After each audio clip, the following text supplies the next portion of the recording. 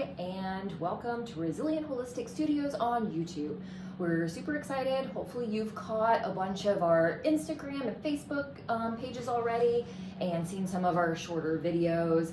You can find them here as well, that's going over different acupressure points. And this year we're just really going to expand our umbrella of knowledge, and we're going to bring to you more information about human anatomy, physiology, breath work, yoga, acupressure, and really just hopefully be that really good resource for you as we hopefully try to move into a more positive year. So the first thing that we're going to talk about is the brain. So while it is about this size and does have the left and right hemisphere, it's not green or color coded. But this nervous system is responsible for the way that we perceive life and everything that comes in and out of our systems. So when this is dysregulated for a long period of time through trauma or other different triggers, it really can get stuck in this negative cycle that can affect our life in a litany of different ways. So having a really flexible nervous system with really good boundaries is essential for good mental health. It's really imperative that to move forward in our lives, that we really start with how our nervous system feels. If it feels safe and connected to our community, we'll be able to thrive a little bit more, have better relationships. And if it's not, if it's more of a rigid nervous system with very poor boundaries, it can lead to feelings of pain and anxiety and irritability and insomnia, and really is an underlying cause for a lot of different things that people are experiencing right now.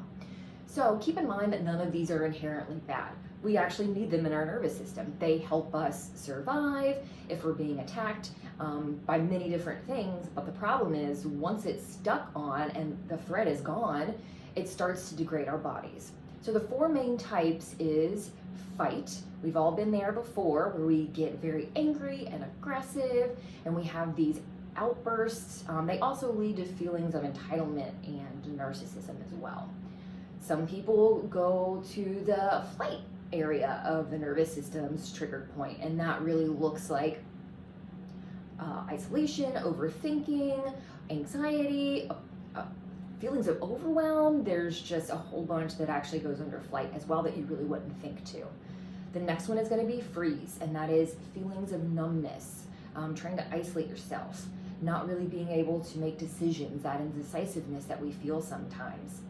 And the fourth one is fawn. And while this might be a new one for some of you, it's actually very prevalent right now. And that looks like people pleasing and just trying to make sure everybody is happy, poor boundaries, a lack of identity. You kind of just go with people's what they say, even if it isn't really what you need or want.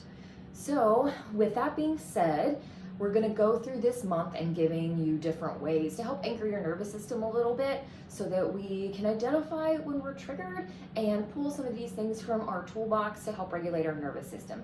Because a resilient nervous system is able to get triggered when it needs to and go into fight or flight depending on the situation, but is able to down-regulate or go back to a really resilient and calm state right when that threat is over and not continually getting triggered. Thank you so much for joining us, and I will see you soon, and welcome to 2022. Thanks. Have a great day.